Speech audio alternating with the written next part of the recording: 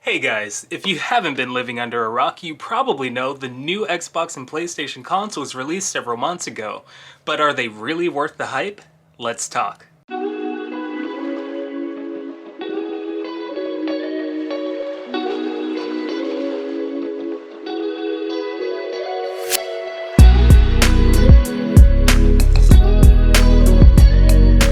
The new Xbox and PlayStation released way back in November, but since then they have been victims of constant supply shortages.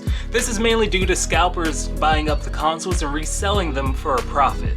But because of this, there are many people who actually want to buy the consoles to play them, getting left in the dust, leaving them to just romanticize next-gen gaming. And while I think these consoles are awesome, I would highly recommend you not paying twice the sticker price to get it from a scalper. For one, you would be the reason why these jerks are still doing it. Shame. And two, it's just not worth it. Other than a few platform exclusives that released on the PlayStation 5, there's nothing that you can't get on the PS4 or Xbox One. And in Microsoft's case, most of their new and upcoming games will still be made available on the Xbox One and PC if you have it.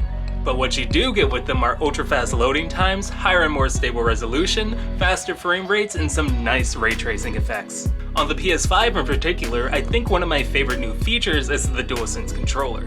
I think what Sony created here is one of my favorite controllers of all time. So you might be asking, why does he think this? Well, let me tell you.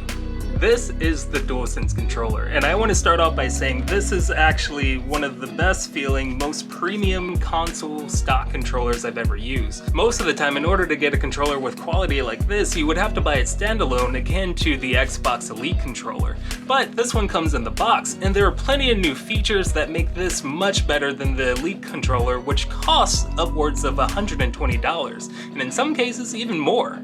This one comes with it, and its standard price is $70. But in addition to the awesome price, this controller comes with intricate vibration features that vary from game to game, which allows them to feel more immersive than ever before. In some games, the developers will also utilize the controller's features to allow you to feel the tension when you pull the trigger to fire a gun, press a gas pedal, or brake when you're interacting with things in the game. Unfortunately, news has been released that there's a prevalent problem of drifting on the controller. What makes matters worse, it's really difficult to get in touch with Sony to actually send it in for repairs. And that's just one more tick on the side of waiting for these consoles until these little bugs are ironed out.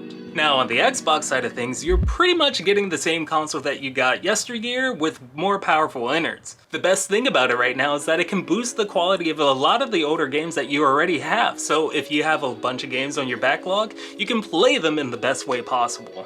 Now, I don't want you to think I'm disappointed in these consoles because I'm not. I think they're awesome and I think they have a lot of great potential.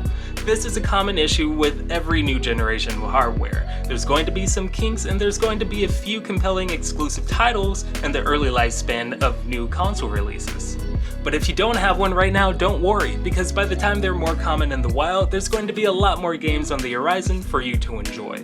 You're not missing too much right now. Stop supporting these scalpers and game on what you love in the meantime, because in the end, we all just want to have fun. That's it for me today. If you enjoyed this content, please like and subscribe before you go. I hope to see you beautiful people next time, and I will catch you guys later.